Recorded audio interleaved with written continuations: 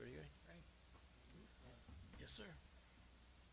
Okay, so I will call the December 18th, 2017 Select Board meeting to order and invite you to rise and join me in pledge allegiance. I pledge allegiance to the flag of the United States of America and to the republic for which it stands, one nation, under God, indivisible, with liberty and justice for all. I'd like to welcome everyone to tonight's Select Board meeting, and if you haven't signed in, please be sure you do. And if you have a cell phone, which most people do, if you could put it to silent or buzz at least, so it doesn't go off during the meeting, we would greatly appreciate that. Let's see, so Pat, do we have any additions? Yes, we do. Yes. There are two. One is the monumental gift that you get this time of the year, every year, for your holiday reading enjoyment. Yes. The one difference in this year's budget is that the page numbers that you normally find on the lower right are on the upper left, and it's the line number, which is normally the page. So when we go through this and you're looking for page numbers, it's the upper left, not lower right, as in years past.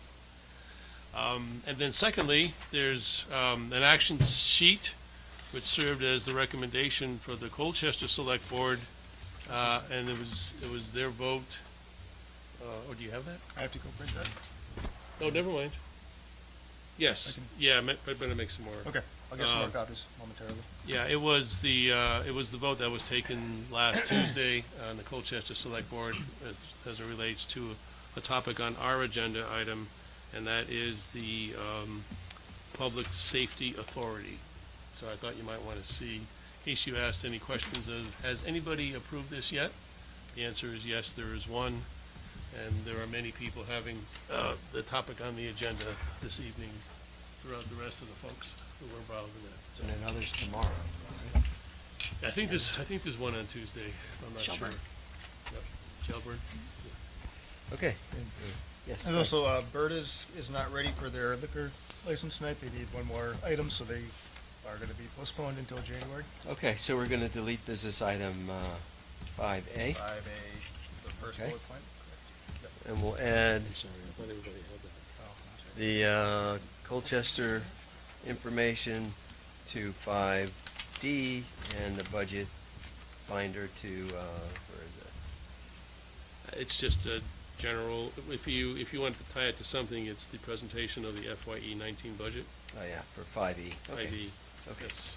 So do I have a motion? So moved. Okay, to add those? Second. Thank you, Irene. Any further discussion of adding those items to the agenda? Hearing none, all those in favor signify by saying aye. Aye. Opposed? Motion passes 5-0. Thank you all.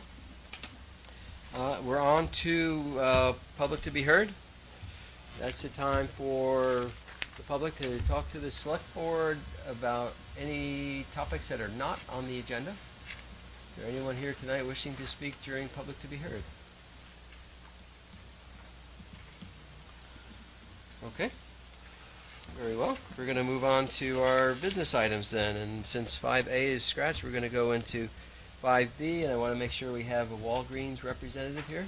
Hi, Hello. Could you state your name for the record? Meryl Dent from the law office of Wilmington, Hanover, and Olivet. Thank you. And you're here for both 10-323 and 4827. That's right. Those, okay. Very good. So I guess we can ask for a motion, then we can have a discussion about the application, what we normally do. Andy? I move approval of second-class liquor licenses for Walgreens Eastern Company Incorporated number 10323 and Walgreens Eastern Company Incorporated number 4827. Thank you, Andy. Second. Thank you, Irene. Okay. So, comments or questions on the application for Walgreens? This is new second class? This is new second class, yes. Maybe they want to say a little bit about what they're doing? Yeah. We usually do that then, I think. Once we do it. Andy? Yeah, a question I have is the application itself includes a check mark next to tobacco. We don't deal with tobacco? Is this just on there for the state to then process? Or- Okay. Just wanted to make sure that you weren't expecting tobacco from us. Yeah. No, Okay. they'll handle that at the state level. All right, great, thanks. Good question. Sue? Can you just explain the transfer from Rite Aid to Walgreens and? Walgreens acquired a few thousand Rite Aid stores, including all of the stores in Vermont. There are several other states involved in the transfer. It's not all of the Rite Aid stores in the country, but I think it's some 2,000 odd number. So we've got about 30 here in Vermont, and they're making that transfer on January 30th. So we're gearing up. We've had lots of applications in different municipalities, and we're almost through that part of it. And then once the Department of Liquor Control approves it, it should be by January 30th, the same date that their actual transfer is closing. All of the licenses will go into place as well. So does the transfer include the employees? I'm not really sure about that. I'm just their local liquor council, so I don't know how they're going to handle their employees. What I can tell you is that the management that signed off on the education that's in your packet is going to stay the same. So we made sure that the person who is responsible for the DLC education is going to be there and going to be available to train any new employees. So in both cases, the individual that's been through the training Correct. is still going to be managing That's the right. store. Yep. Okay, thank you. Other questions? I have one on page 3. It says, please check one.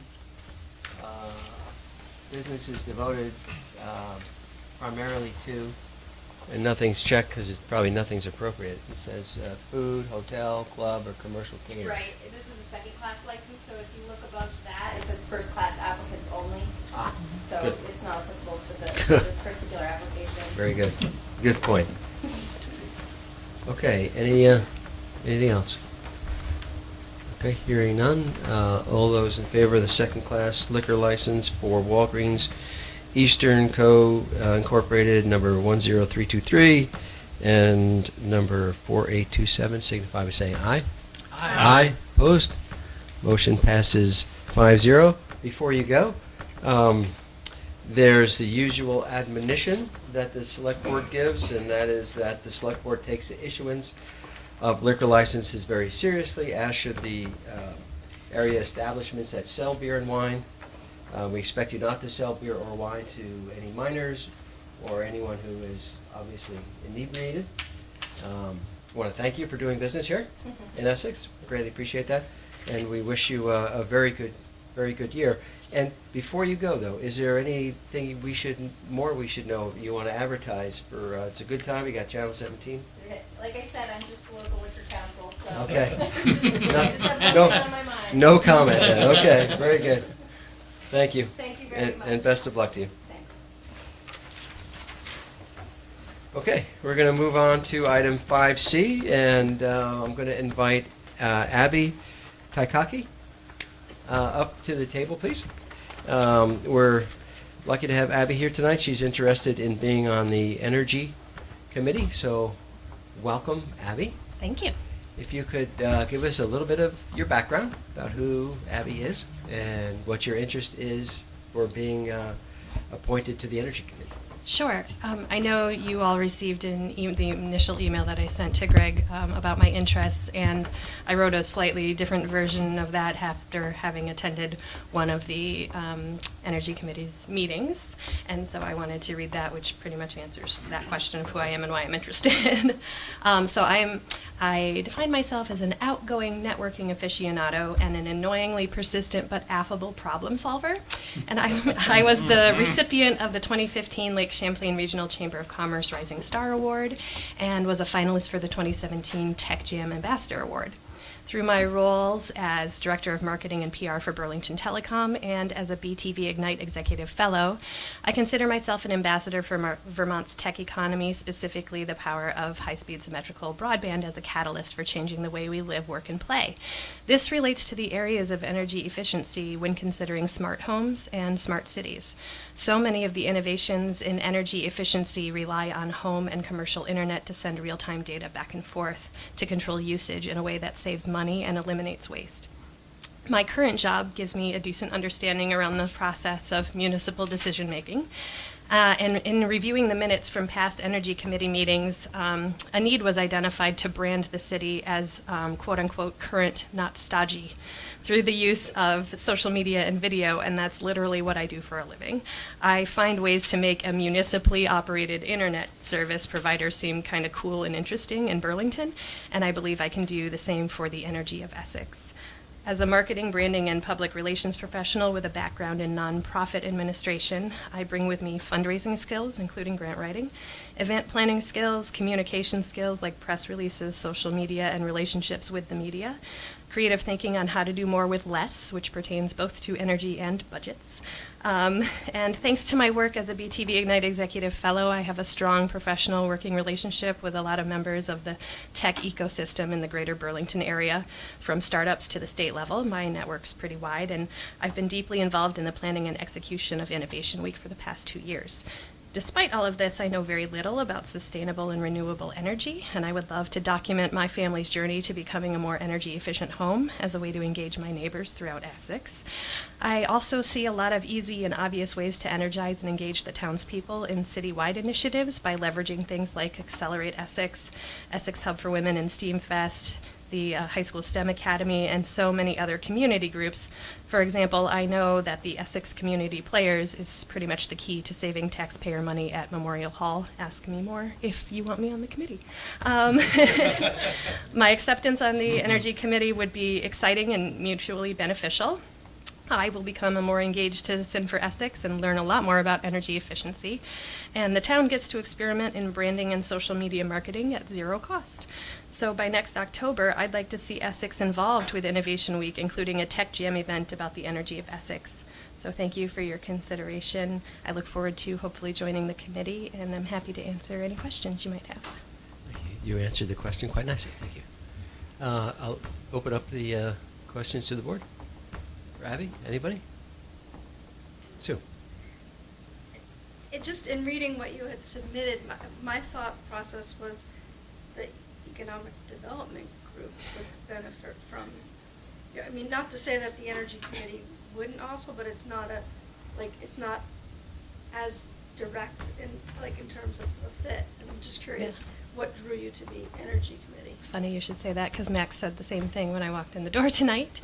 Greg Morgan is the first person that I really connected with in Essex around those sort of things. I'd be happy to work on that committee as well if my schedule permitted, but there weren't any openings on the committee.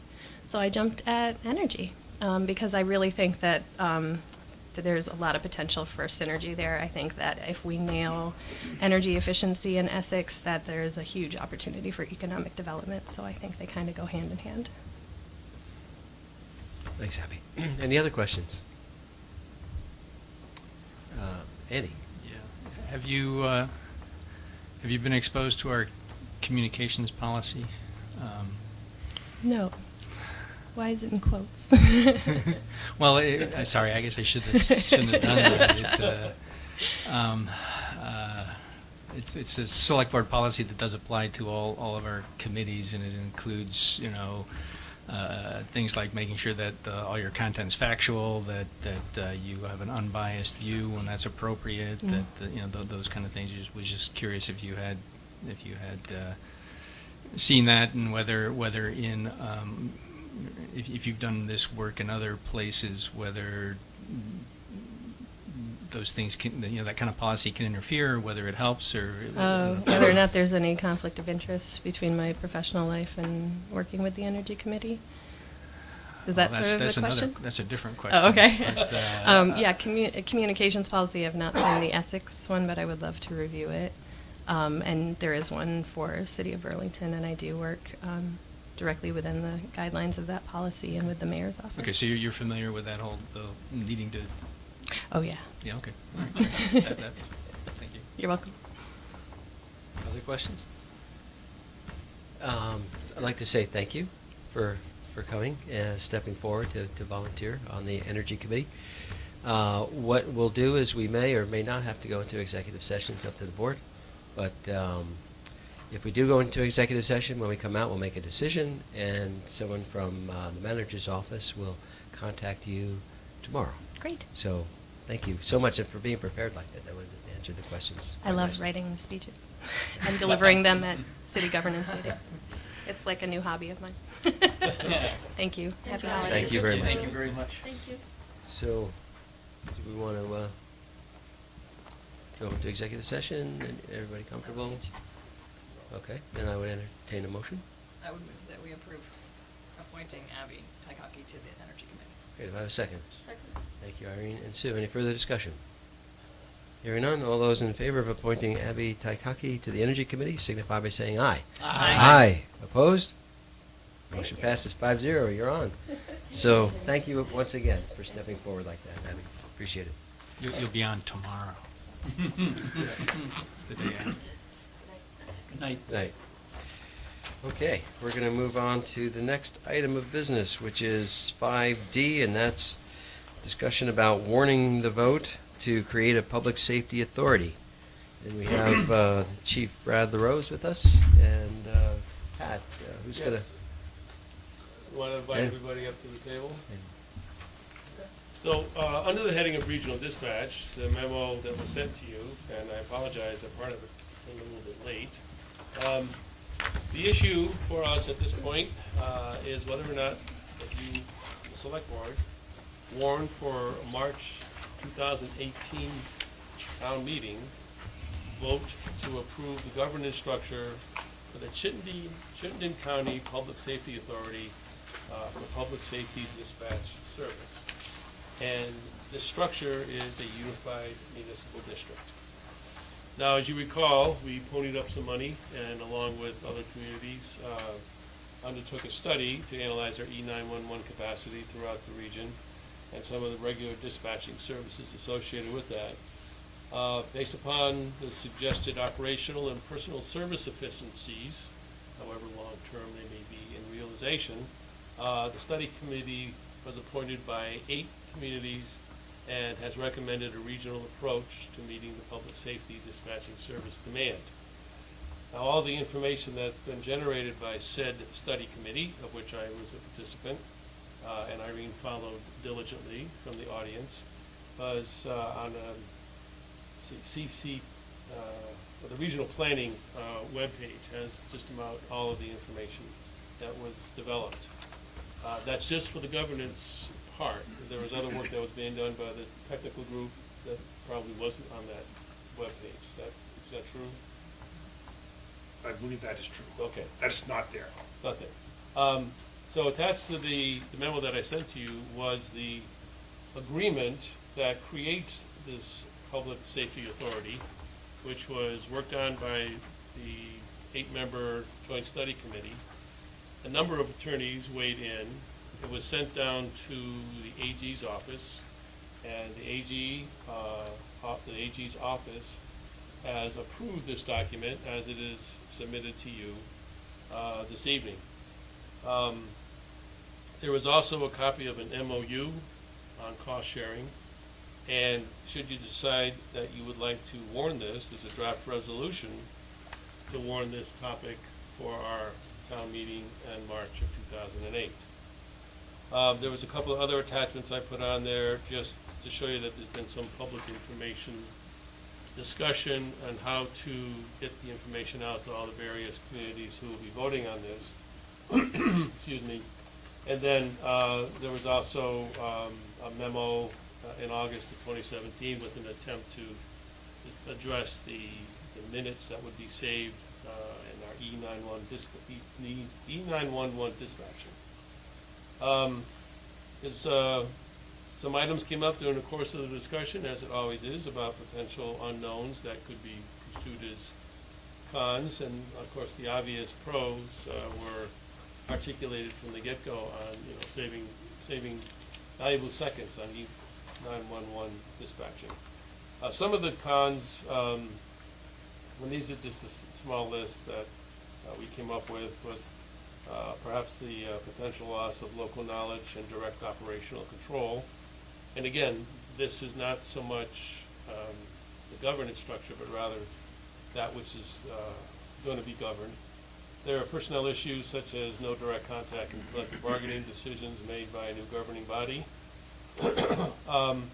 We would be one of 8 if everybody voted to approve it, and all those who got approval by their citizens had a representative on the board, so conceivably we would be 1/8. Or if we didn't vote at all, we wouldn't be on the board. Or if we voted yes and maybe 5 others did, we'd be perhaps 1/5. So exactly what our role and strength would depend upon how many people voted in favor of it and how big the board was initially.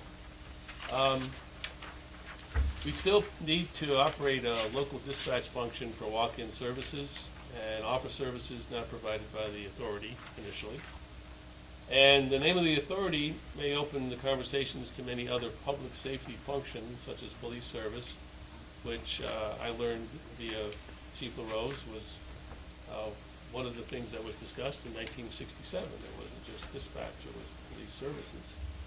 And although the agreement specifically mentions dispatch, the document does not limit it to just dispatch. And this was discussed by the Joint Study Committee.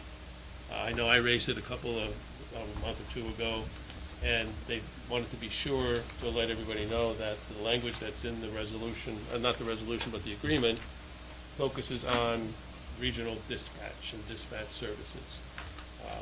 So I think that would be an important part to stress if we go forward, and we need to discuss this issue publicly. And it is dispatch only. It's not police services, it's not anything else, it's just public safety dispatch. Some of the benefits, of course, are things that theoretically will happen in some of the calls for 911 being dispatched more quickly.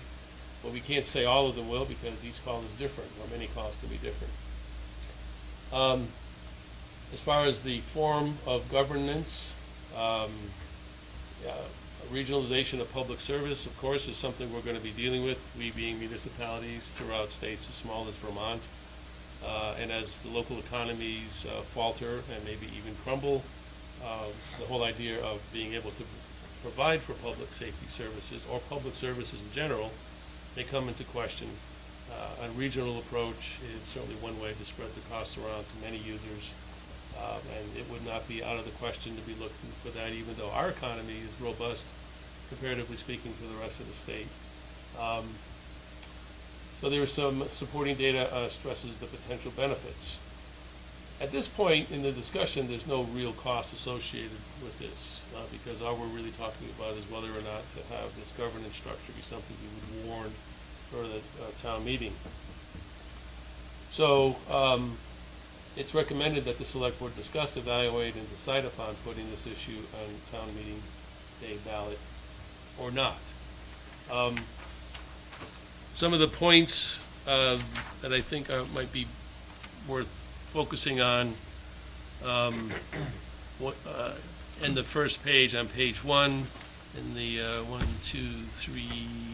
5th paragraph of the whereases, recognizing where we are in this process. Right now, we are at the point where it says, and first, having sought the consent of the respective legislative bodies of the potential municipal members of the Public Safety Authority.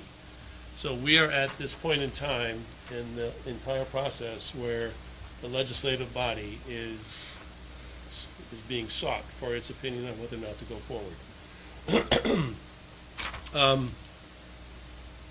It also mentions that in the next page at the top, and whereas only 3 entities need to vote in the affirmative to have this authority created. I passed out some information earlier on the fact that Colchester has already voted to warn this As Colchester goes, so goes Milton, because Colchester dispatches from Milton. So there's two of the three right there in terms of raw numbers. This evening, there are votes, I think, in Williston, South Burlington, whoever meets on Mondays have been involved in this. And I think, does Winooski meet on Tuesdays? Or Shelburne meets on Tuesdays, and Sheldon will be voting on Tuesday. So probably by tomorrow morning, there'd be a pretty good feel as to how many of the 8 wish to go forward or need more information before going forward. If you don't make a decision tonight, the warning has to be approved and ready to go by, I think it's January 24th. That's the last time we can add items to the town meeting warning. Let's see, what else of, a couple of things. If you go to page 4, the question might be in your mind as to what happens to us if everybody else joins and we don't, or what happens to our dispatching, or if we don't go forward, are we prevented from obtaining service? If you look at 4, E, where it says contracting municipalities, that means municipalities or public safety agencies that may not have been admitted to this authority pursuant to Section 22, which is on page 15, by the way, of this agreement, but that have contracted for public safety communication services with the authority. Loosely translated, we could be a contracting employee after the fact if we wanted to wait and see how things develop and wanted to think about whether or not it made sense for us in the short term or the long term. Page 15 talks about, I think that's section 22, talks about how to become a member, and that's provided the legislative bodies, that would be you, approve the agreement and vote to warn an annual or special meeting to enter into the agreement for the formation of the authority, then we would become members. So there's two ways: contracting or voting and going forward as is. Now, let's see, is there anything else worth noting here? Can I ask for a clarification on that, Pat? Oh, yeah, I'm sure I babbled. So on the 22 there, where you're talking about becoming a member. Yes. Is the fact that we warn make us a member, or do we have to have a No. successful vote in March? Both. You have to approve the agreement. Right, it's a two-step process here, yeah. And then vote to, by the resolution, warn it, and then the people have to approve it. Yeah, okay. So- So there's 2 steps, and. 3 steps. 3 steps. And even if you do not, well, you really have to do 2 steps at once, Yeah. or all 3 steps. I don't think there's anything in between, because we would be somewhat disingenuous to this whole process. If you approve the agreement but not warn them. Correct, yeah, that probably would be bad form, if not absolutely wrong. So, the stressing, I'm sorry. When thought you wanted you're to- done, I have just one. Oh, okay. Oh, go right ahead, jump in. The 2-year opt-in on the MOU, please. Yeah. You want to cover that? Yeah, go ahead. There's a 2-year opt-in for the MOU. If you folks choose to warn and it's, the town votes to join the authority, there is an MOU that has to be agreed upon within 2 years, or there's another. Yeah, or you're Set of out. things. If you don't Yeah, act within yeah. the 2 years on the MOU for the cost-sharing arrangement, you're out. So the way I'm viewing this is if you want to keep it pretty much in reserve, there's another option for the town. Don't get into the MOU initially. You have up to 2 years. Even after you become part of the authority, you still have to agree to the MOU as it's written by the board. Right. Within 2 years. So, what are the things that the joint study committee members kept stressing over and over again that this is governance only, this is governance only. Because there are a myriad of questions on the operations side that simply can't be answered. So if you go forward as a board and you want to present some information to the public might ask, well, how is this going to work? And, you know, in general terms, we could say, yes, there's going to be a regional dispatch center, and there will be dispatchers, and there'll be a boss, and there'll be lots of things. But right now, there's no ability to have the discussion because there's no entity. You have several different bargaining units at play on the operational side. So if you go forward and people start asking those kind of questions, particularly those people who are employed, we don't really have answers to that either. So the very first step is governance and the governance model. And that's a difficult thing. I mean, even the board members at the Joint Study Committee, when they were given, you know, updates on what was going on in the technical committee where Brad sits, and what's been going on in the homes of the various municipalities and how people feel about this, you know, there's been an awful lot of discussion, and unfortunately, we can't say precisely what will happen. Now, one thing we do know is that Colchester, who, as I mentioned earlier, dispatches for Milton and South Burlington, have planned to join forces and be a beta test, if you will, but they're not ready to go until after the votes. But they, and I spoke to Don Francis late this afternoon and just double-checked this, they are still on track to do that. So there will be, regardless of how the votes turn out this evening in the other municipalities, there will be 3 entities moving forward on this, even as a beta test. So we'll be able to come up with some specific data in practice in Chittenden County vis-a-vis calls and public dispatch if we don't do anything except analyze what others are doing. I'm going to stop here because I know, Brad, you've been active and involved in the technical group. Is there anything you want to share about that? I know we're only talking governance, but... Right. Yeah, quite a bit of discussion is taking place in that regard, and there certainly is nothing even close to being in final form there. There are so many unanswered questions, and it'll take quite a bit more work to get through, but that's really putting the cart before the horse in many people's minds. Yes. So it's, the work of the group is still pending.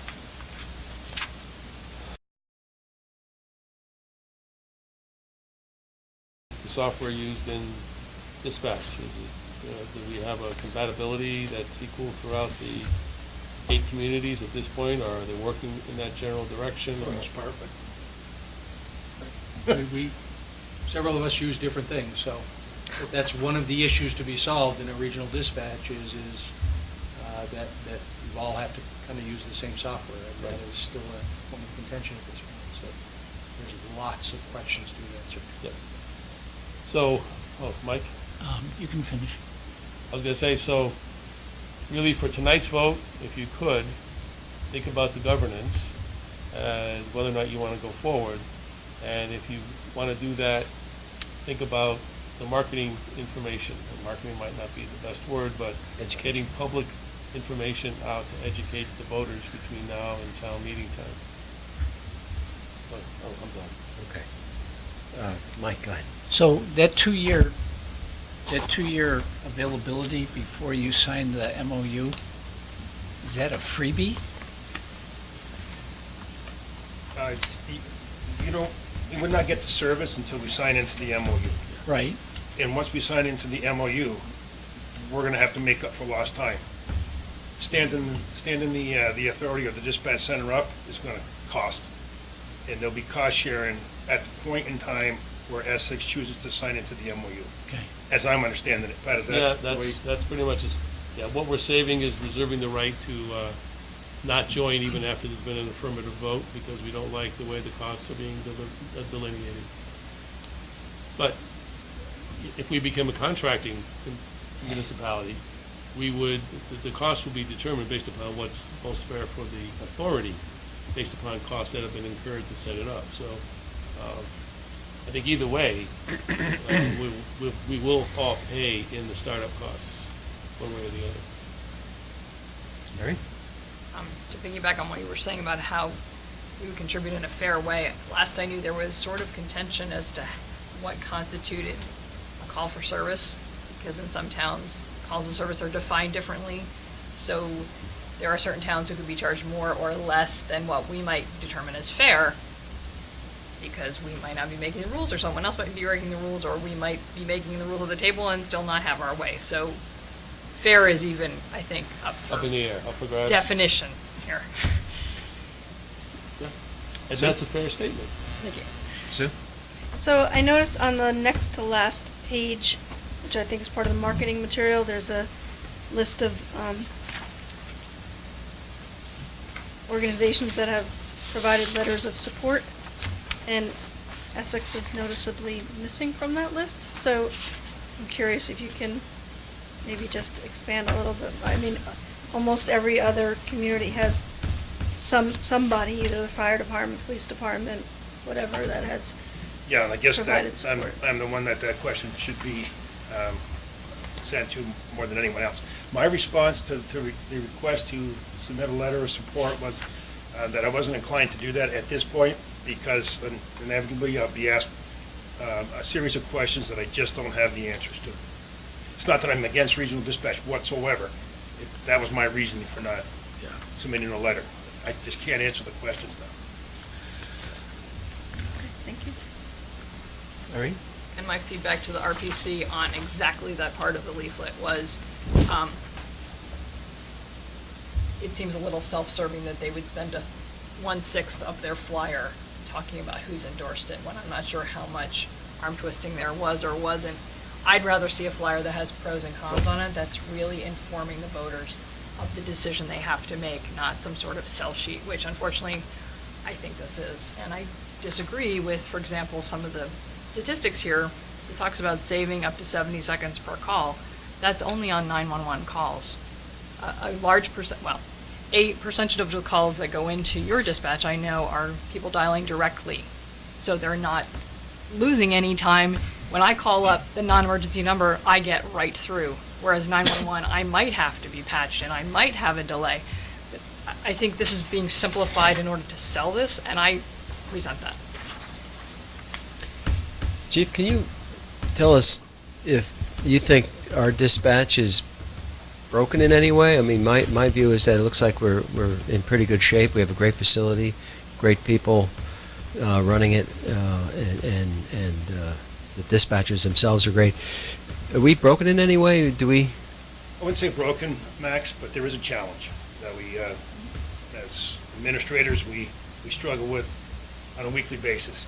And that is running a 24/7, 365 operation with 4 full-timers and a couple of part-timers, and had taken officers off the street just to get by.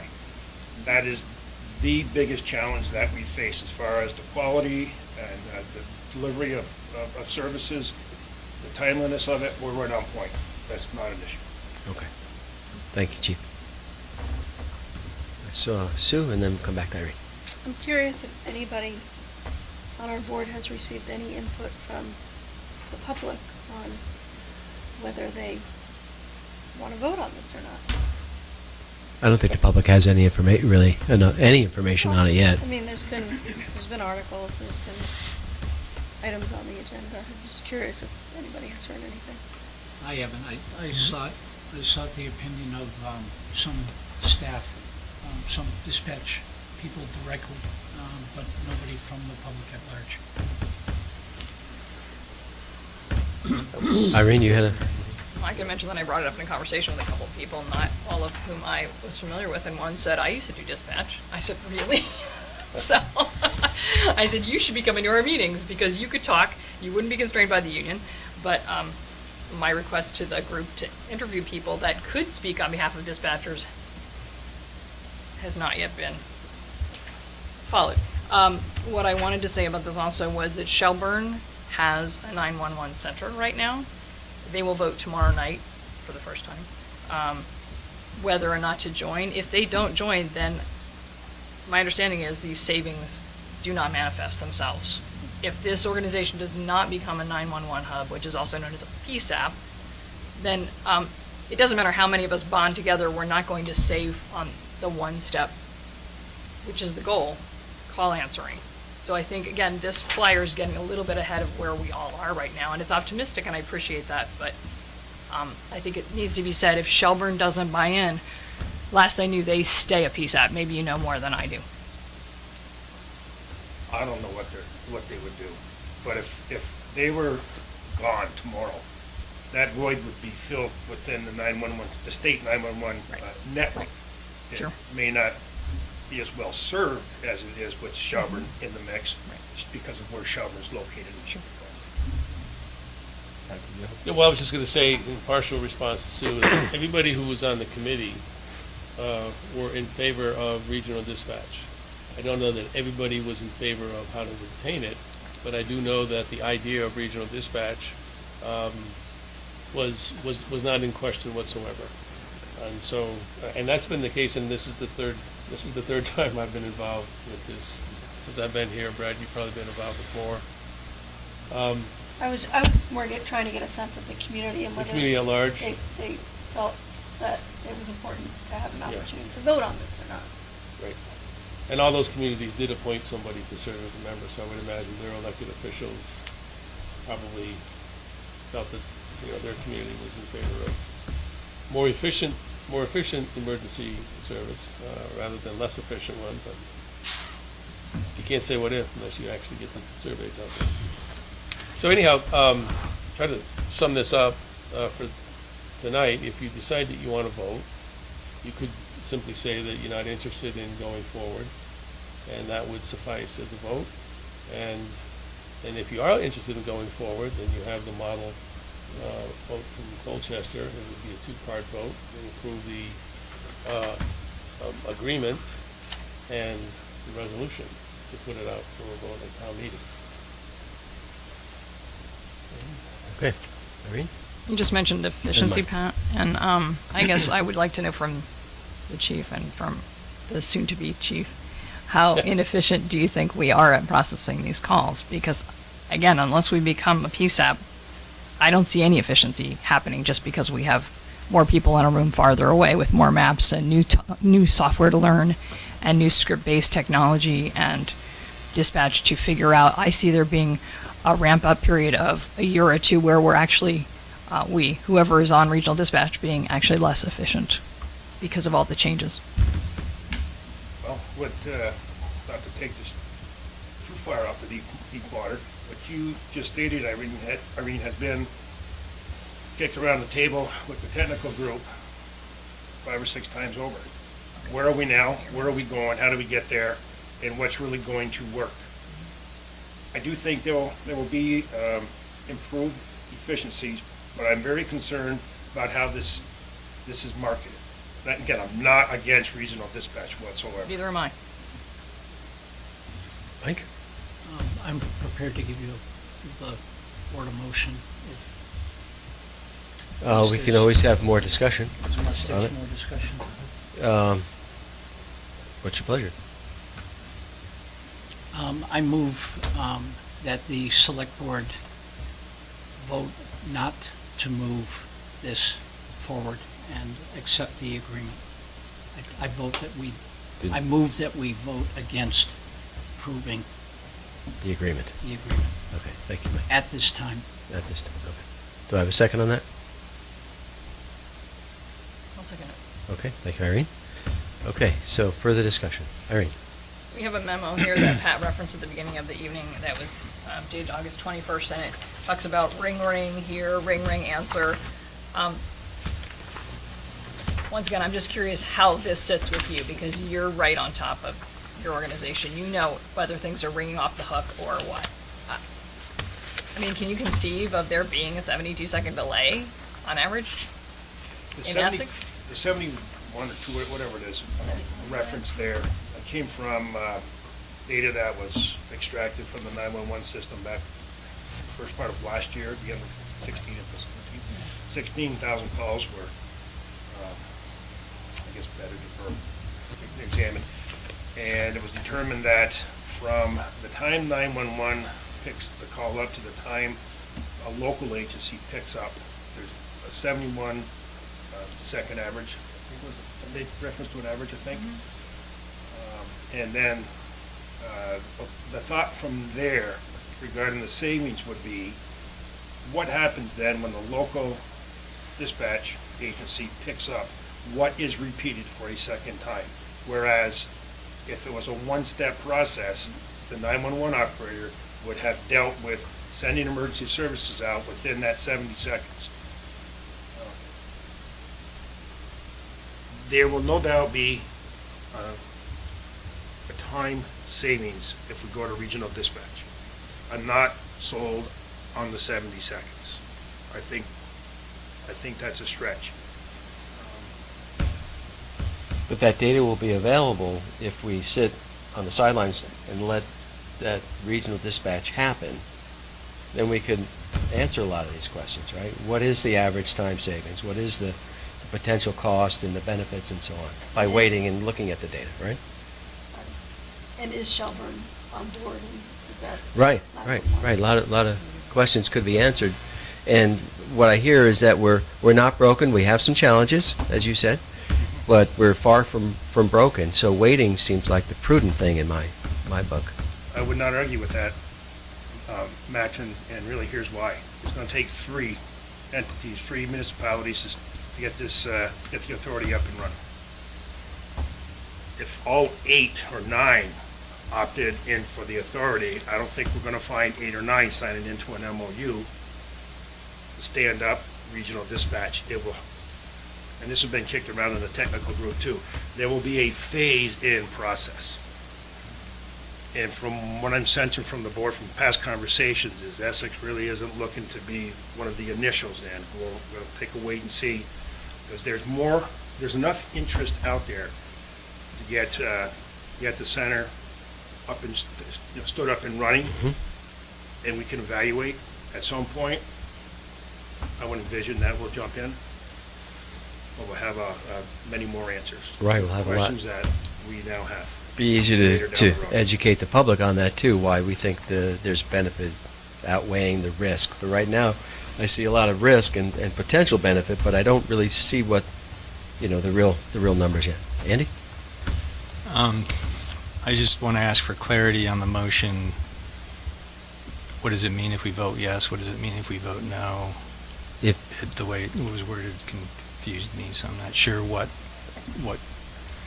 My understanding from Mike's motion that Irene seconded was the motion is to not approve the agreement at this time, basically, right? So if you vote in the affirmative on this motion, that means you do not approve the agreement, right?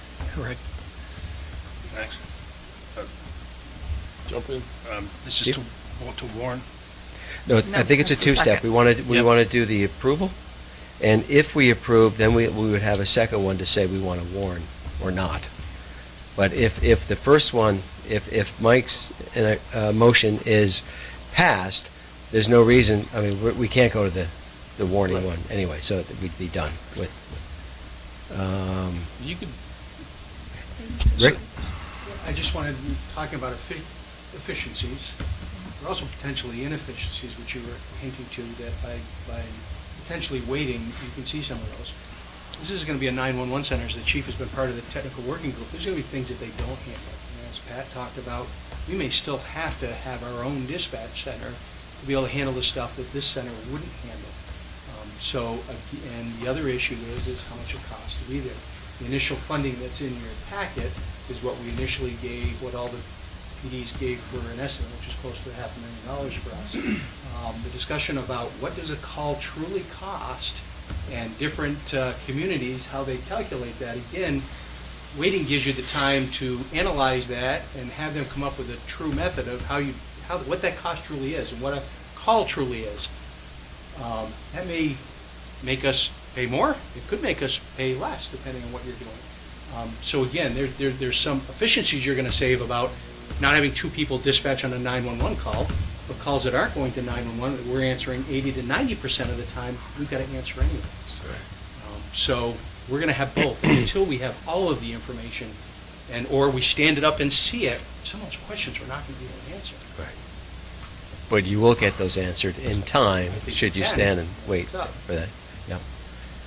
I think I saw Sue, and then we'll come to Andy. I was wondering if we could revisit the motion, because I think when you paraphrased it, you said, "at this time." I think that's what Mike said at the end. I said that. Did you say? Okay, all right. At the end, Okay, yes. Thank you. I was thinking that was a valuable piece to have Vote against approving the agreement at this time. at this time. Andy? So, I'm sorry to get back to my question. So an affirmative vote would mean that we could bring this up again later. I guess that's my primary question there. Yeah, if So, you, so in a sense, it's the same as not voting at all. We could just essentially table it to another meeting? Is that what we're intending to do here? Or are we saying, no, we're not going to do this At this time. until 2 years from now? What's the recall? What's the next step, I guess, is my question. If we vote affirmative to say we're not going to do it at this time, how does it ever come back up again? Or does it? yeah, you could, keep your thumb on the progress of that entity, and when it looks like it's a favorable thing to enter for Essex, that would be a great time to bring it back. Okay, so the intent is to not have this, to not try to meet this January 24 warning date deadline. It's to put it on the table longer than that. That's I'm kind of just trying to get a Yeah, feel it- for what at this, not at this time means. Well, Mike made the motion, so we'll let Mike, I think I know what you meant, but Mike, you want to? What? I'll be happy to answer any questions, Andy. So, I guess, we, as I mentioned, we have this, or it was mentioned earlier, we have this, January 24th is the deadline for warning anything for town meeting. I'm not advocating either direction, I'm just trying to understand where we would, an affirmative vote would put us, and whether our intent is to put this off for years, or whether the intent is to put this off until an early meeting in January when we have the results of all the votes that are happening this week and we have a better understanding of who else might be involved. I'm just trying to understand how long we intend to wait to bring this back up again. Mike, why don't you go ahead? I can only answer this as one select board member, but in my years here, I don't think anybody that I have served with has ever been bashful about asking to have something put back on the agenda, whether it's in consent or whether it's an action item. So to answer that question for you,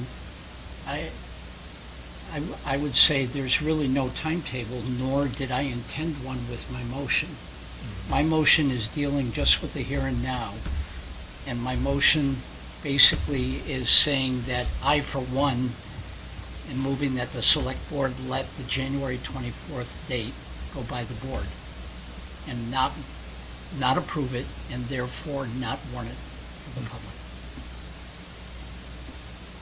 All right? Would you accept a friendly amendment to say not warn it for the March 2018 town meeting? It's two different motions. I think by saying that we're not moving to approve it, we don't have to say anything about warning it for the Okay. public. Got it. The agreement, I think the agreement specifically mentions March 2018. So Okay. if you don't approve the agreement, you don't Okay, so that approve it. defines at this time. Yeah. Okay. Sue? Perhaps a friendly amendment at this time and not before January, whatever the date is, 24th or whatever, so that we're not going to revisit it prior to the deadline that's in place? I think the not at this time leaves it open for any time in the future, but we can, in the discussion. February 1? That way for some flexibility.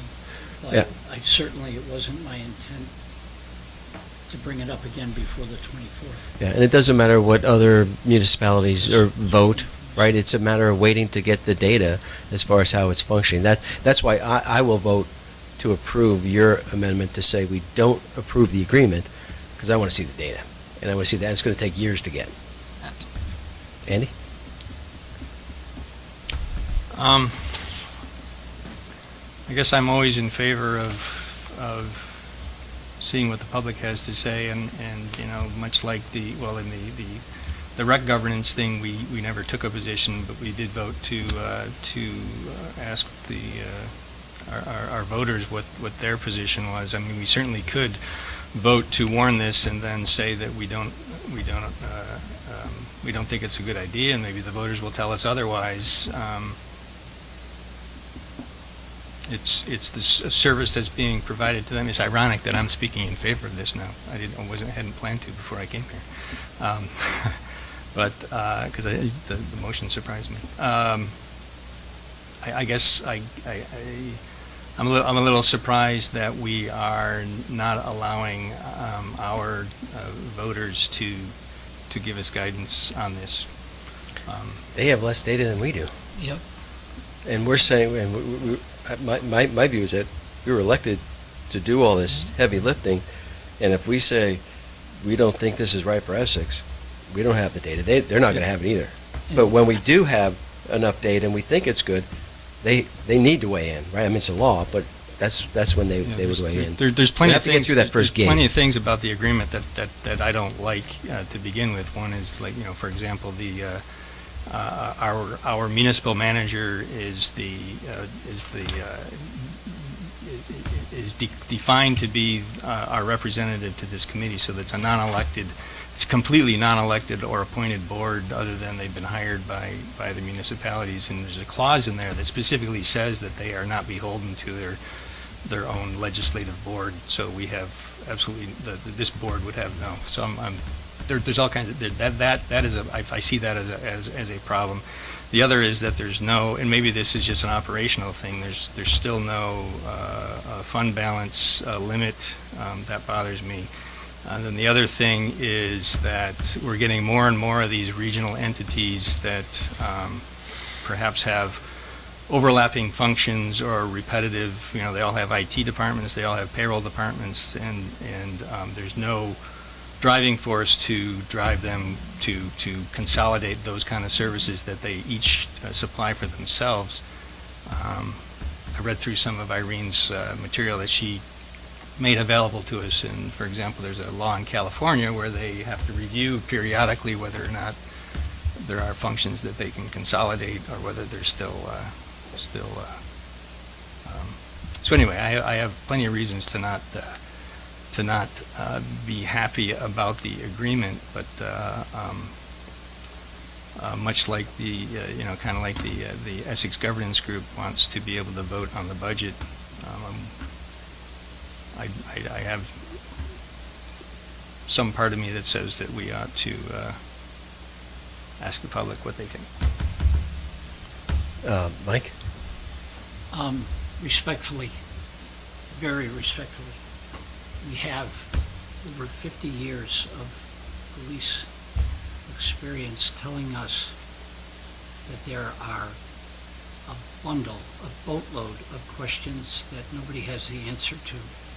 With respect, Andy, I can't figure out why we would want to put this in front of the voters who are going to be looking to us to answer questions for them when we don't have the answers from the incredible reserve of police experience that we have with us. I'm baffled why we would want to do that.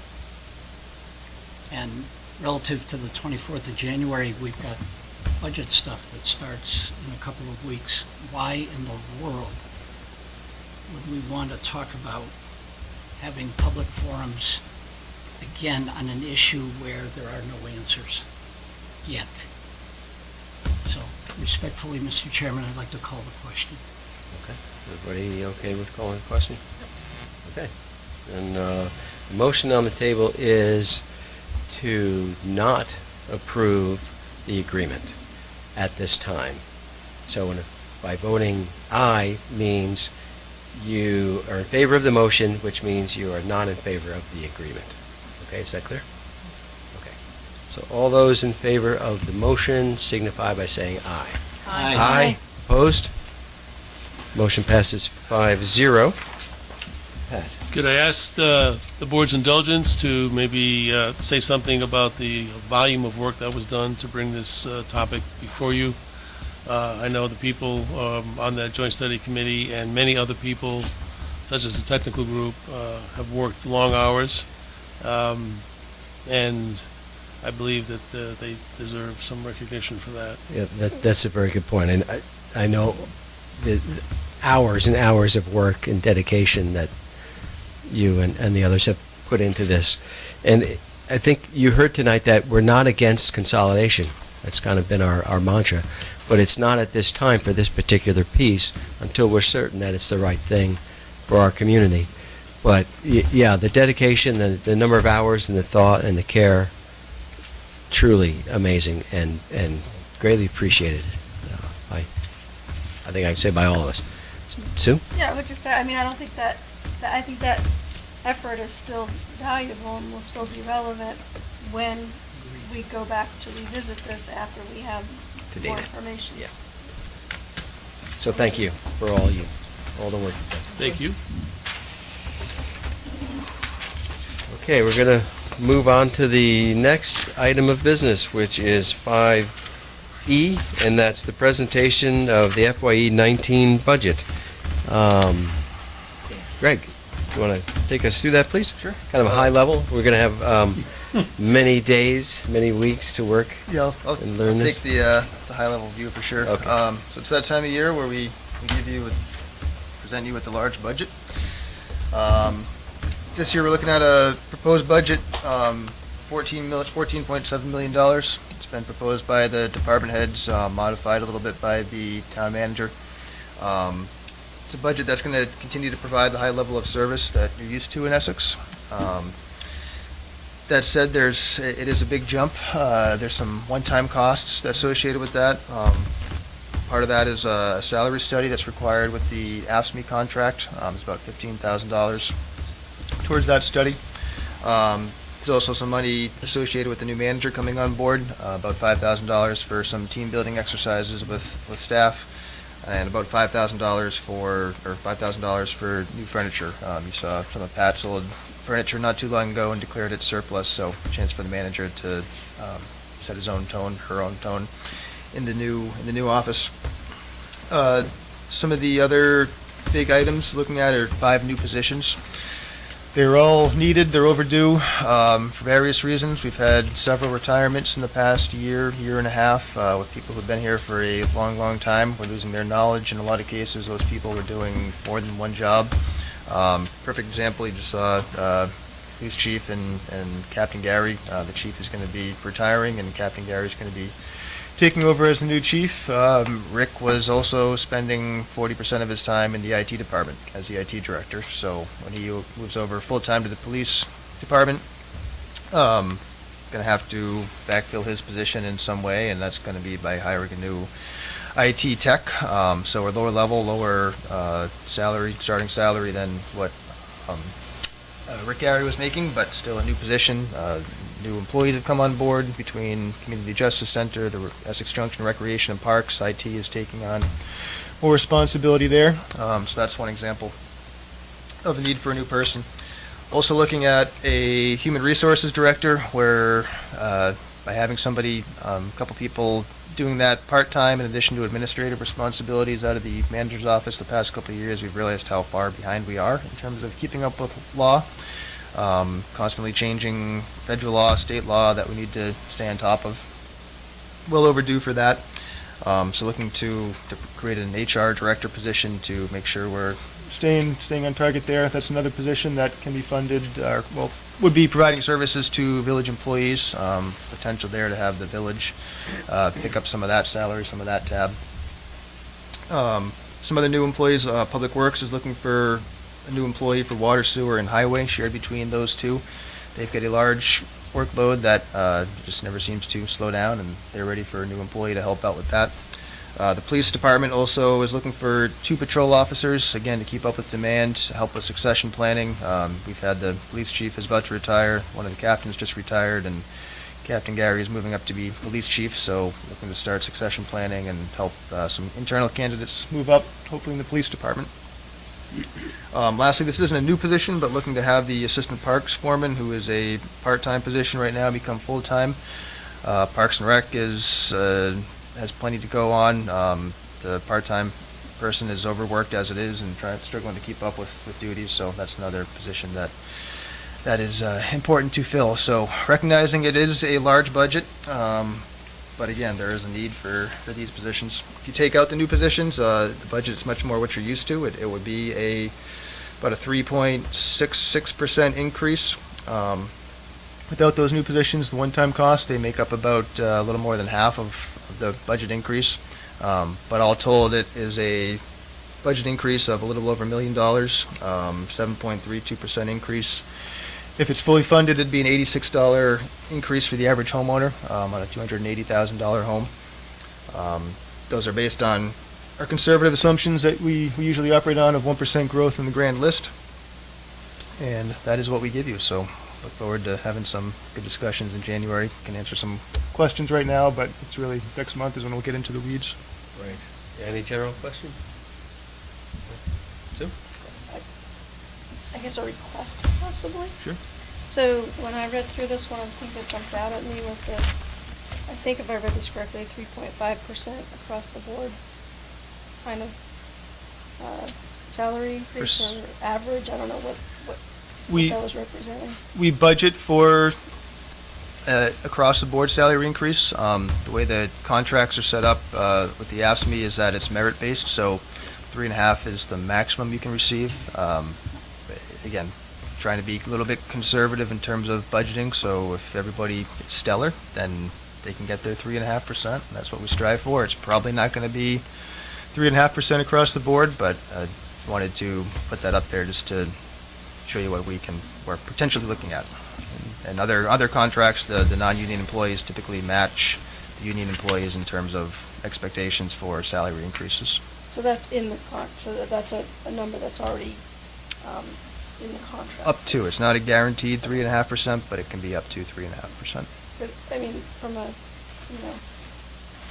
raises, if you read anything, that would be a pretty high raise in terms of what probably our constituents are seeing and what they're doing. So I was curious if there was a way to mock up what the impact would be if it was 2.5 or 3%, but it sounds like if that's contractualized, then there's not really a way to do that. It's contractualized, and part of it is we have to go into the contract in good faith, and that we're going to operate it and uphold it in good faith. So that's part of the budgeting for the maximum as well. Yeah, that 3.5% also includes premium pay, such as longevity, and that's a function of the collective bargaining process too, but that's also built into that 3.5% number. It is a little out of line with what is going on in the rest of the world. Right, the rest of select board state, the rest of approved the it, though. country.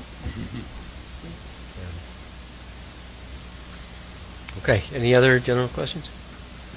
Okay, we're going to, as Greg said, we're going to get into the weeds in January on this. Okay, thank you, Greg. Thank you. Happy reading. Over the holiday. Okay, we're going to move on to business item 5F, and that's errors and omissions. Greg, you're on again.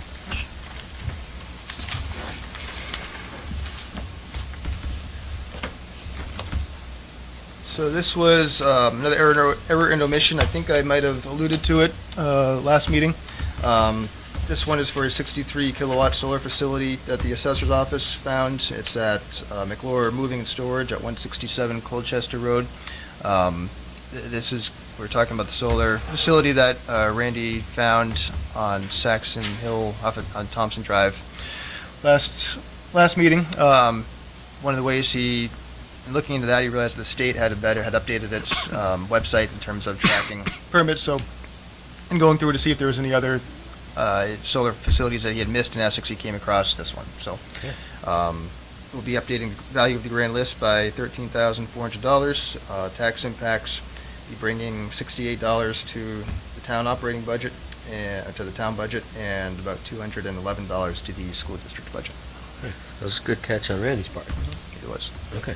Questions about this one? Okay, what's the board's pleasure on this? I did have You one have a question? question. I'm sorry, Sure. Mr. Chairman. Greg, I believe when this came up with a solar array before, I think we had, did you not tell us that you had put a procedure in place where that doesn't get by us anymore? So there were a couple things. Part of it was that the state website has been improved, Yep. and Randy's now checking it regularly. That's part of how this was caught. Right. And part of it is just better communication with the clerk's office. So once they see something that's been filed in the land records, they're more aware now to bring it up to the assessor's office. Perfect. I remember the first one. I had forgotten about the connection with the clerk's office. Thank you. And Sue, did you have a question? I was just gonna make a motion. Okay, sure, that'd be great. Make a motion that the select board approve this correction as the property was not listed in the 2017 grand list. Thank you, Sue. Do I have a second on that? Second. Thank you, Mike. Any further discussion on this error and omission? Hearing none, all those in favor of the motion signify by saying aye. Aye. Aye. Opposed? Okay, motion passes 5-0. Thank you all. Then we're going to move on to business item 5G, and that's adoption of personnel guidelines. So we saw them last meeting, and this is the meeting to adopt them, and it's important to get those adopted tonight because there's implications on our insurance. Correct. Okay. So yes, as Max said, you saw this last meeting, you accepted it then. Took some comments back and feedback. The memo that I gave you, there's a whole list of the different items that have been changed in the past couple weeks. I'll hit on the high ones. There's a few items related to sexual harassment, just the definitions, confirming some of the laws, answering some of the questions that came up last time. But basically, we're going with the legal opinions, legal definitions, definitions in place from the U.S. Equal Opportunity Commission, using the terms that have been part of statute and just making sure we're up to speed with statute and using the same language. Another one of the issues that came up, solicitation, distribution within the town. Right, currently it says no non-employees may not distribute or solicit information on town property. Just added a clause saying without the approval of the town manager, so that'll allow the energy committee or the conservation committee to hand out materials that they're working on, just to get beyond that issue. Holidays, a couple of questions came up last time about changing Columbus Day and Christmas Day. Recommending we keep with what we have. It's state law, it's federal law. Rather than trying to change holidays that we have, just trying to stick with the state and federal definitions and names for those holidays. So those are the big ones. Can jump into questions if you have anything else about some of the other stuff that has come up. Irene sent over some additional formatting recommendations afterwards. I didn't have a chance to make those changes and get them to you today. A couple options if you move to adopt these today, which would be great because we do have some insurance stuff that would take place on January 1st based on these policy guidelines. So you could make a motion to adopt the guidelines and give staff the authority to make any formatting changes as we see fit. No content, but just the formatting stuff. The other option is to just adopt them as they are, and we can bring it back to you in the near future to approve the formatting stuff. Cost of adopting these, be saving a little bit of money with out-of-pocket healthcare costs for the town. Optical would decrease a little bit each year. Beamer's contributions, retirement contributions would be going up about $26,000. Netting that all out, it's an overall increase of approximately $19,000. But long-term, we're looking at reducing the amount of retirement payouts that people can receive upon retirement. Right now, with the manager's approval, employees can cash out up to 800 hours of sick time. That'd be going down to a maximum of 600 hours. So we won't see those savings for a little bit, but over the long term, it should benefit the town significantly. And with that, I will turn it over to questions. Yeah, questions? So Irene, then we'll come to Sue. I'm concerned about what we're afraid of in changing the name of a holiday that so many other cities and towns and states have changed. Do we really expect the union to file a grievance if we give them the same day off, but we call it something different? Don't necessarily expect them to file a grievance, but they could, and this is from the town attorney, if I can find my proper notes, that if it just says Columbus Day and we changed it to a different day, the contract says Columbus Day, that the union could come back and ask for a second holiday off, is a possibility. Could we make that part of our negotiations the next time to change the day? The name of the day? It's a possibility. I'm looking for a path to do this so that we are less offensive and more sensitive to the people in our midst. And obviously, we wouldn't be alone because mainstream publications like Time are publishing this information. I'd like a guarantee, not just a possibly. I think it's important enough that we should be bringing it to the table. I can't guarantee what will get approved in the Of union course you can't. contract I'm and- asking you to bring it to the table. But it says also a union, it's a state and federal holiday, and I'm not saying we can't change it, but I'm saying that we typically look to the higher authorities when we can or need to, and in this case, the state of Vermont and the U.S. government still refer to Columbus Day. But the governors the last 2 years have changed the name.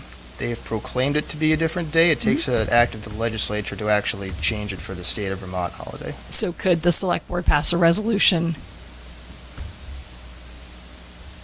at this time or at a future time and change the name so that our publicity says, for example, Indigenous Peoples' Day, no matter what your contracts with the union say, and do a similar proclamation the way the governor has? I would have to get back to you on that one. There's I'd other ways to appreciate that. handle it too, besides Thank you. renaming it. I'm asking for the legal So- path. That's whatever it takes. I'd like us to go on that path. Thanks. Sue? So I still have a slight concern that the only employees that are referenced getting any kind of training on sexual harassment are new employees when they come in. So it seems like the hang-up is around the frequency that you revisit that training, but couldn't the clause in here, instead of just referencing new employees, reference that all employees will receive training on sexual harassment and the policies? And not identify what the frequency is? But it concerns me that you could have an employee that's been here for 15 years. There's nothing in the policy that says that they are going to receive that kind of training, and I think that that's important. Yeah, two parts, and I don't disagree, it is important. We had sexual harassment training for all employees, I think 3 or 4 years ago. About 3 years ago. It is required for all new employees, and we did check with the town attorney in terms of making it more of a regular requirement. The hang-up, as I said in the memo, was how do you define regular? So we have every intention to make it an ongoing training. I believe Travis is setting something up for early 2018. Yeah. To have it done again for all employees in the near future. But in an instance of hard fiscal times, hard financial times, if something has to get cut from the budget and it happens to be sexual harassment training, are we then at risk of violating our own policy? So the legal recommendation was that we do not put that in there. I understand the legal recommendation was not to put in what the frequency is that it's occurring, but what is the issue with identifying that we are making available this training for all employees and not just for brand new employees? And not specifying a frequency? Correct. I think part of the early intention of that language was to make sure that we didn't miss any new employees. And also when it comes to the seasonal employees, we get a lot of new employees every year. But that doesn't mean that if you've only gone through once when you're new, that you'd never get it again. Whenever we have the training, everybody goes. Well, whether and you're that's new or not. good, but why wouldn't you want to put that in your handbook? Yeah. It's an I expectation. mean, I think we can, correct me if I'm wrong, Pat, but I would think we can change it to say that the training will be made available to all employees upon request. I think the the hangup is promising that we're going to make it a regular training, but I wouldn't see much issue in saying, adding a clause that it will be No. made available to all employees. It's just, it's very specific where it's only talking about new employees and. Yeah. not Yeah, every refreshers employee. would be a good idea, I think, too. Exactly. Yeah, you can put that in, yes, that's no problem. Okay. What's the board's pleasure?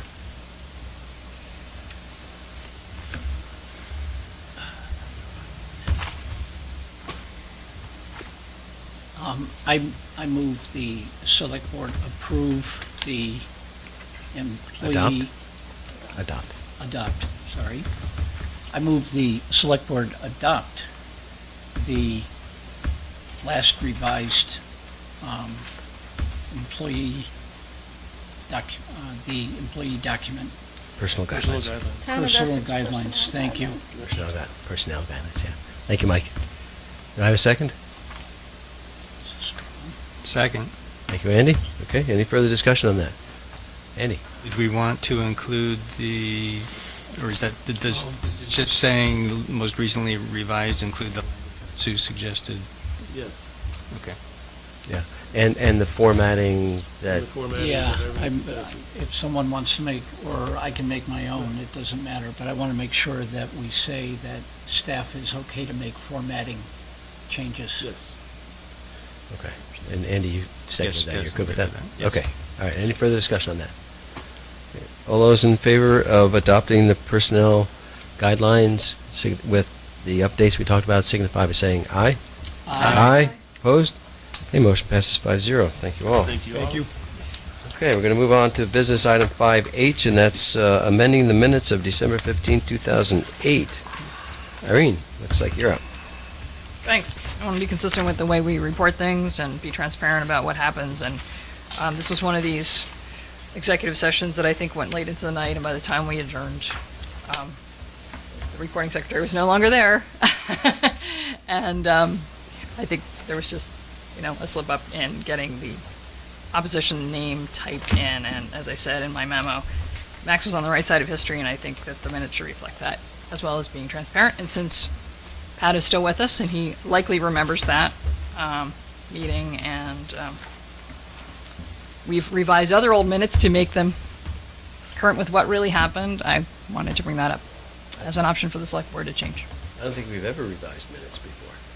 We've revised motions, not the minutes, and this is asking for minutes. This is the motion, we're revising the motion to say who Revising the opposed it. motion, yeah. Thank you for correcting No, my words. it's not revising the motion, that's revising the minutes. The motion is different. The vote result is not part of the motion. It's part of the minutes. I'm proposing that we modify the minutes to reflect transparently, as we have in the past, who was the opposition on the motion. Andy? Concern I have about this memo is that it references discussion during executive session and implies that we had a discussion recently about local option tax. Well, there's two things there. One is that it's revealing stuff that was said in an executive session, and the other is that because it's so taken out of context relative to what was can I say what was actually said? No, you Yeah.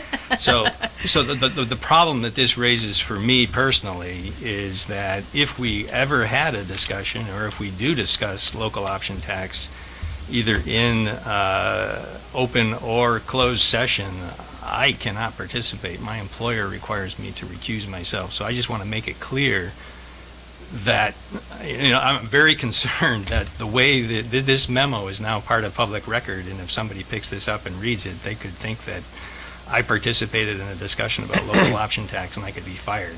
I just want to raise that concern and get it into the minutes at least that I did not participate in a discussion about local option tax, and you can do whatever you want to me, but this was brought up. It just came up as a phrase, as a potential thing that someone might be interested in the future. There was no discussion among the select board about a local option tax in that executive session. Otherwise, I would have absolutely recused myself from that discussion. So, You were on it says here, You weren't on the board then. no, the way the wording says, it says because the statute, the local option tax resurfaced in a recent executive session. So in our executive session, I see. we never had made a finding about local option tax. So there was never a discussion specifically about local option tax. We were talking about hiring a new manager. And the phrase local option tax came up during that discussion. That's what happened during the executive session, and if I'm supposed to spilling the talk about beans it. on something You're important, spilling the beans. go ahead and throw me out, I don't care. Actually, I gotta keep my job, though. I just want to make it clear that had we talked about local option tax, I would have recused myself. right. We know that, yeah. Sue, Thank did you. you have your Fine, hand fine. up? Okay. Go ahead, Andy. I have another comment to Sure. make, is that, is it our intent to go through all meeting minutes and add in anything? I mean, why this one is my question. I looked at the statutes that you were talking about, and it only says, it says that if roll call was taken is the only time you really need to record who voted for or against, and I don't see any reason to reach back 9 years and update minutes. Yeah, and I think it was set a bad precedent to update minutes that have been previously approved. So I definitely will not support this. I don't care what side of history I was on. Irene? So I have here the minutes of February 9th, 2009, which I will share with you. And the public was asking, would you pass those down, please? Who was the opposition? And the person who opposed this didn't pipe up and say it was me, nor did anyone else on the select board point the finger. So because the public was eager then to know, and we've been asked since then, who was the opposition on this vote, I think it's only fair to the public to answer that question. On the reverse side, you will see minutes from earlier in 2008. Once again, Mr. Levy opposed. The motion passed 4-1 on line 273. And you'll see that that is the practice, and we were told at last week's meeting how important it is for the recording secretary to be consistent in what she puts into the minutes. And that's the only reason I'm offering this forward. If Max does not want his name recorded for all time, It's not it about still me. should be part of the record as to when. Well, if it was about you Not and about it didn't matter, then I believe you would have piped up when the public asked you who opposed it. And I think it was inappropriate at that time for you to keep it a secret. And I'm no longer willing to keep it a secret from the public. I believe it should be in the minutes. Not- But if it's not in those minutes, it will at least be in these minutes. Thank you. Yeah, it's not about me. It's No, about it's not. setting It's a about bad being precedent. Let me transparent. finish. It's about setting a bad precedent by going back and modifying previously approved minutes. It's just wrong. And one more thing. It's not about the recording secretary. She makes the That's right. minutes, comes to us, it's up to us to update them. It's, at that point, that was the board's error, not the recording secretary. That was the That's right. board's error. Of course it is. She wasn't there. Did you want to comment? And then I'll go to Andy. I just have recollection that one meeting, Linda Myers just said to me, oh, you know what, we need to start putting in who opposed and who didn't oppose, or who opposed. And I said, oh, all right. So I don't think it was always put in there, or maybe it had been, and then, when did I remember? I mean, you'd have to go before, I guess, way back in the minutes before I started. But it was just one meeting, I don't remember when it was, and she just started saying, so then, when she told me to do that, then that was when she was chair. So when she told me to start doing that, then I did. That's all I recall. Thank you, Sam. Andy? The fact that this memo is now part of public record that references potentially, has the request in it to change it, effectively puts it into the public record. So Yeah, that's fine. Sure. Yeah. Yeah, and it was me that voted against it. But it's not about me. It's about not wanting to set a precedent of going back and changing minutes that have already been approved. Motions are different, right? That's allowed by statute. Irene? let someone else comment first, if they'd like to. Excuse me? I'll let other people talk if they'd like first. Does anybody else want to say? Nobody wants to say anything else? We've talked many times here at the select board table about doing lessons learned, and yet we're not really good about that.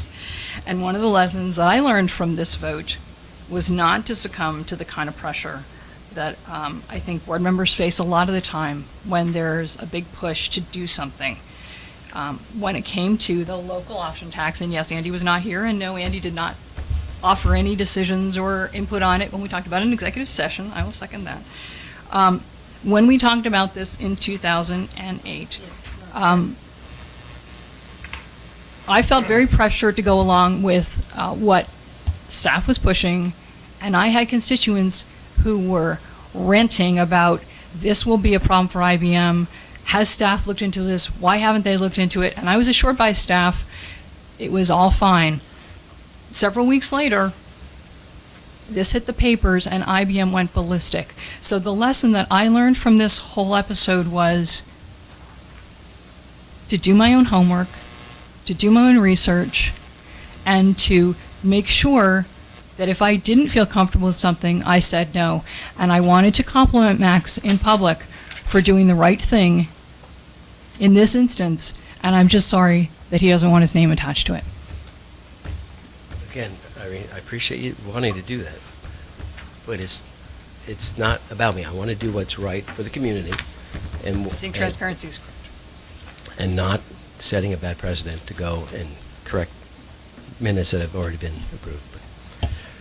Okay, anything else? Okay, Those are me. so we're gonna move on to the next item then, which is business item 5I, and that's approval of the minutes of December 2nd, 2017 with select board corrections. Do I have a motion? I'll make a motion that we approve the minutes from December, 15th with board corrections. No. Oops. The fourth. Sorry. Wait a minute, what's going on? Oh, yeah, We have the December second. 2nd, December 2nd. Is the executive session? There are too many Decembers right here. December Decem- 2nd. Okay, let me see, where, actually 15 is, no, it's not. The I'm 15th was sorry. the one we were just Yeah, talking about, yeah, 2008. okay. December 2nd and December 4th, but we're going to start with December 2nd, right? Okay, yes. My And, motion is for December 2nd, 2017. okay, and these are the ones, I think. Second. Okay, so so you made a motion, Andy seconded, thank you, okay. There's page 1. Okay, all those in favor of the minutes of December 2nd, 2017, signify by saying aye. Aye. Aye, opposed? Okay, motion passes 5-0. Irene, I think you took minutes I did. for this, so I want to say thank you for that. Welcome. Okay, do I have a motion for approving the December 4th, 2017? I will make a motion that we approve the minutes for December 4th, 2017 with select board modifications. Thank you. Sue, do I have a Second. second? Is that Mike? Second, yes, sir. Okay, very good. Page 1. I'd like to add something to line 48, where it says, Mr. Levy congratulated Chief LaRose, who has served the town of Essex, I'd like to add with distinction, for 37 years. I did say that. You did. So I'd like to include that if I may. Irene? On 22, Mr. Scheidel provided the following changes rather than additions, and then on 23, the addition of a memo. Sure. And then on line 46, please, I'd like to add the date effective January 13th, 2018. That was mentioned several times. I think that's important for the I public. think even the time was mentioned, if I recall. 0000. Yeah. 12:01. Yeah. I didn't go that far. Okay, page 2. Sue? My only question is why is below 84 all bold? Oh, I don't know. I have no idea why that happened, but I have that'll change. I have no idea. It's the formatting glitch. It came up again, there's another point, so. Anything else, Sue? Okay. Anything else on 2? Page 3. Irene? There are several sections in these minutes where the entire section is bold-faced, and I just wondered if Greg or anybody else knows why this isn't, if we could change it. Okay, sorry. You should have said that. I have other changes. Okay, Irene? Let's see which ones are important enough to actually mention. Line 100, energy, rather than planning for the first word. Okay. Thanks. On 3. Anything else on 3? Page 4? Page 5? I had something on 4. Okay, sorry, Sue. It's the semantic row 192. The word overtime is really 2 Yep. words, overtime. Ah. Okay. Irene, did you have something? I have 5. 5, okay. Page 5. Line 245. Rather than anything it didn't need, things we don't have to is what I said. Thanks. Okay. Sue? On 228, instead of how funds will be used, it's, my point was supposed to be how funds have been used. Okay. Page 6. Page 7. Irene? On 6, line 248, please. She's delighted she lived to see this day. Let Irene do another one and then come to you, Sue. All right, I'm on 7. 320. It should say Mrs. Renner asked to change the name of Columbus Day to be less offensive. Mr. Watts asked about Christmas Day. Okay. Sue? So down to bottom, 334 and 335, I didn't ask for a list of examples to be added, but I asked that a note be made that it was a list of examples, that it was a sample and not a comprehensive list. Whatever the words were for that note, I asked for that note to be applied to the list. What line was that? 334, 335, it says, she Okay. also asked that a list of examples be added to the general harassment section, but I didn't ask for a list of examples. I asked for the note saying that it was simply a list of examples and not a comprehensive list. Oh, Did you get that, Sam? hold on. So she also asked that a note be included. I wrote, my attempt at it was a note be made following the list of examples of sexual harassment conduct, that they are a sampling and not a comprehensive list.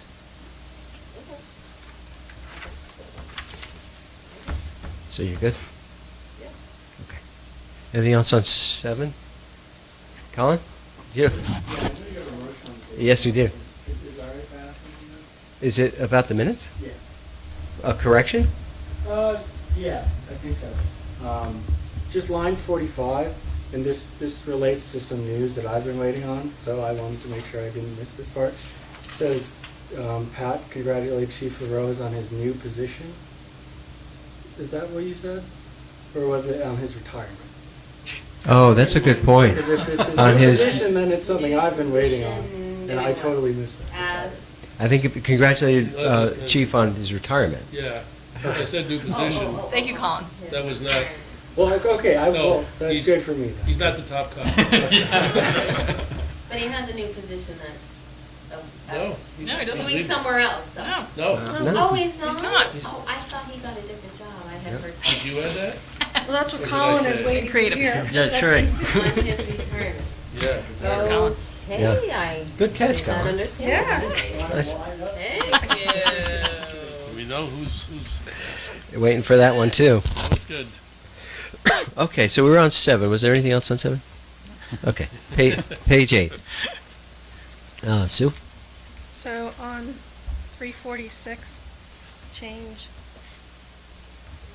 instead of what it says to say, Ms. Cook noticed language for new employees to receive training on sexual harassment and suggested.